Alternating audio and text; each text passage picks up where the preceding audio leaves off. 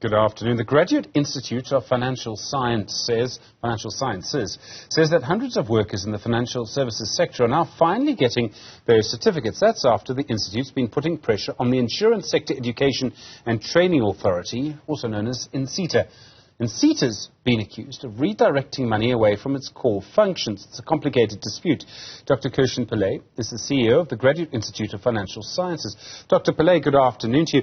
You've been complaining loudly about some of the actions of INSETA. As I understand it, they tried to remove your accreditation. What do you believe has been going wrong here?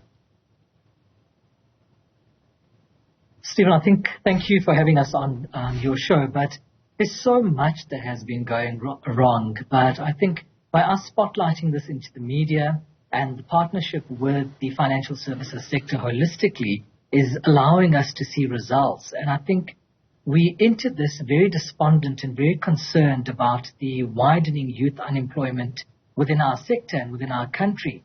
But thanks to the media and some hard-working officials within the INSETA, we are starting to see our learners actually getting certificates and getting their hard-earned qualifications recognized. After our media expose, call it, on the INSETA, we have 143 individuals that have received their certificates who now can get gainful employment, which is absolutely fantastic for us. We feel that it's not just a win for our sector, it's not just a win for GIFS, but it's a win for our country because we can see more and more young South Africans being emancipated from poverty. But what it means is these people can go out and get jobs. Are there jobs for them to actually get? Stephen, absolutely. The financial services sector and the qualifications that are offered by organizations like the Graduate Institute of Financial Sciences fall under what we call scarce and critical skills. So the demand is there. More so, the financial services sector has an aging workforce. And as a result of that aging workforce, the need for young talent to enter is critical. And we are just over the moon at this point in time to see that together with the media, we are able to see South Africa grow. INSETA tried to act against you. I think you won the court case in that. Do you believe that there's actually going to be a proper sort of reform, or do you believe that this situation is going to be resolved in a way that what happened to you, what happened to these students, won't happen again? So, Stephen, I think it's an excellent question that you put forward. And what we are very happy about and what we are welcoming at this point is on the 23rd of this month, the INSETA board has basically sent out a notice to say that they are going to hold an independent forensic investigation into the allegations that have been leveled against them, which include alleged maladministration, alleged corruption, and many other allegations that we have brought forward, not just ourselves, but the wider financial services sector. So we are very, very happy about that. But the only point that we are highlighting is, whilst there is going to be an independent forensic investigation that's taking place, the only time this investigation can actually be considered to be independent is that those individuals that have been implicated in this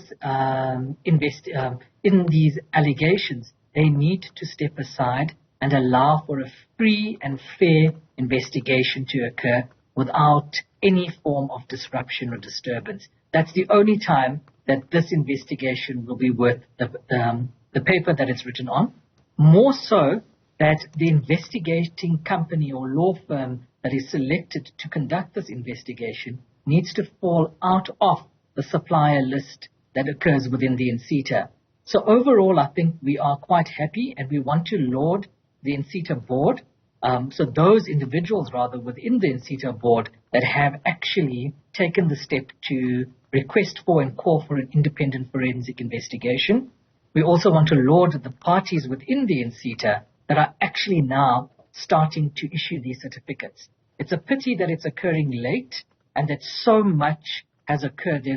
Unemployment was increased. People lost jobs. But the fact that they are now starting to take notice, I think we are moving towards the right direction. But as I said, Stephen, an independent forensic investigation can only be independent and worth the paper it's written on, as if the individuals implicated at the highest levels are stepped down. I mean, there's a lot that's going on here, and as you say, there's a bit of momentum with all of this now. I know AFTA sort of come on board. It seems to me on your side there'll be another side to this, which I have not heard fully at this stage. But it is interesting that, you know, you can have something go wrong in INSETA, in this case at the INSETA, appearing to go wrong, and it can have a big impact across the industry, a big impact on the futures of people. I mean, that's one of the reasons you're celebrating these students getting their certificates now. It was having a huge impact on them. Stephen, I think for us, a lot of people see numbers. They hear, 100 people or 700 people or 800 people are not getting qualified. But what they're not seeing are the faces behind those individuals.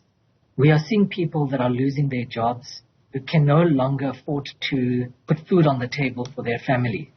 We are seeing that we're having this youth unemployment crisis. And with this youth unemployment crisis, Stephen, there's measures in place. Government has put in opportunities for us to be able to remedy youth unemployment, to increase and stimulate the South African tax base. But instead, we are seeing that it's being misused, misappropriated, and all we are calling for as the financial services sector widely is for the rule of law to apply, number one, and number two, for those people that are most deserving and most disadvantaged to actually get what they deserve, an education and a right to a livelihood with dignity. Dr. Kershen Pillay, thank you. CEO at the Graduate Institute of Financial Sciences. Really do appreciate the time.